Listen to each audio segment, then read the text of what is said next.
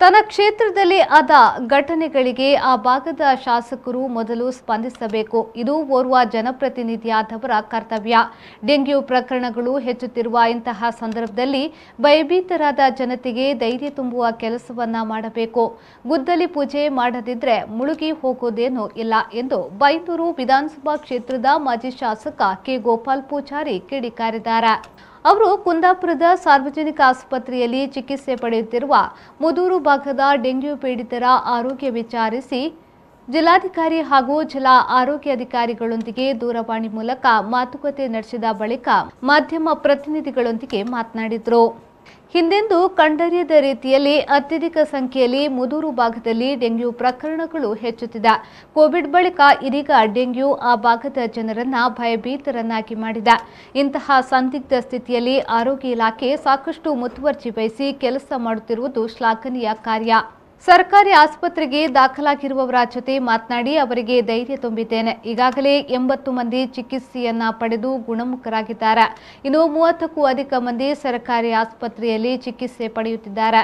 ಇನ್ನು ಇದು ವ್ಯಾಪಿಸದಂತೆ ಜಿಲ್ಲಾಡಳಿತ ಹಾಗೂ ಆರೋಗ್ಯ ಇಲಾಖೆ ಕ್ರಮ ವಹಿಸಬೇಕು ಎಂದು ಹೇಳಿದರು. ಖಾಸಗಿ ಆಸ್ಪತ್ರೆಯಲ್ಲೂ ಅನೇಕ ಮಂದಿ ಚಿಕಿತ್ಸೆ ಪಡೆಯುತ್ತಿದ್ದಾರೆ. ಅದರ ವೈದ್ಯಕೀಯ ವೆಚ್ಚವನ್ನು ಸರ್ಕಾರವೇ ಭರಿಸಬೇಕು ಎಂದು ಆಗ್ರಹಿಸಿದ ಅವರು ಮುದೂರು ಭಾಗಕ್ಕೆ ಭೇಟಿ ನೀಡಿ ಅಲ್ಲಿನ ಜನರೊಂದಿಗೆ ಮಾತುಕತೆ ನಡೆಸಿ ಭಯಭೀತರಾದ ಜನರಿಗೆ ಧೈರ್ಯ ತುಂಬುತ್ತೇನೆ ಎಂದು ಹೇಳಿದರು. ಇಲಾಖೆಗೆ ಇದು ಇಷ್ಟು ದೊಡ್ಡ ಮಾದರಿಯಲ್ಲಿ ನಾನು ತಿಳಿದ ಮಟ್ಟಿಗೆ ನಾನು ಎಂದೂ ಆಗಿಲ್ಲ ಮುದೂರಲ್ಲಿ. ಇದೊಂದು ಬಹುಶಃ ಕೊರೋನಾ ಮಾದರಿಯಲ್ಲಿ ಇವತ್ತು ಮುದೂರಲ್ಲಿ ಹತ್ರ 150ಕ್ಕೂ ಹೆಚ್ಚು ಪೇಷಂಟ್ಗಳನ್ನು ಇವತ್ತಲ್ಲಿ ಆಗಿದೆ. ಅಂದರೆ ಅಲ್ಲಿ ಮಳೆ ಒಂದು ಸರಿ ಮಳೆ ಬಂದು ಪುನಃ ಹೋಯಿತು, ಪುನಃ ಜಾಸ್ತಿ ಮಳೆ ಬಂದಿದ್ದರೆ ಈ ಪರಿಸ್ಥಿತಿ ಆಗ್ತಾಯಿಲ್ಲ.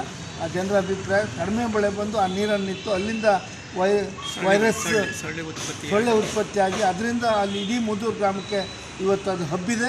ಅದಕ್ಕೆ ಮುಂದಿನ ದಿನ ಇಲಾಖೆ ಮುಂಜಾಗ್ರತೆಯಾಗಿ ಆ ಮಳೆ ಬಂದ ಸಂದರ್ಭದಲ್ಲಿ ಏನಾದರೂ ಅದಕ್ಕೆ ಸಿಂಪಡಿಸುವಂಥ ಕೆಲಸವನ್ನು ಮುಂಜಾಗ್ರತೆಯಾಗಿ ಮಾಡಬೇಕಾಗುತ್ತೆ.